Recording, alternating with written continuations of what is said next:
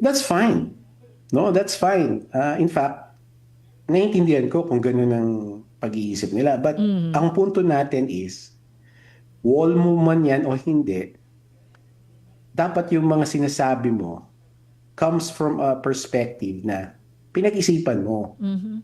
In other words, pinag-isipan mo na tama itong sinasabi ko o totoo itong sinasabi Mhm. ko at napag-isipan mo na kung ano ang magiging epekto nito sa iba. That's the point, right? Na ito yung responsibilidad mo when it comes to free speech. Mhm. You have the responsibility to reflect on what you want to say, what you want to post on social media. And pag sinasabi natin, dapat pinag-isipan mo, ang sinasabi natin, dapat yung nilalagay mo doon o sinasabi mo doon ay nakabatay sa katotohanan. And more importantly, napag-isipan mo na yung sasabihin mo ay may mga taong maapektuhan nito.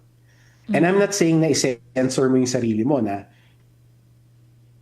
iisipin mo lagi, dapat hindi masaktan itong grupo na to o Mhm. hindi ma-insulto. Di ganon. Ang ibig ko lang sabihin na when you're going to write something, dapat na pag-isipan mo na merong consequences ito. At Mhm. dapat handa kang panindigan yung consequences ng mga sasabihin mo. Mhm. Mhm.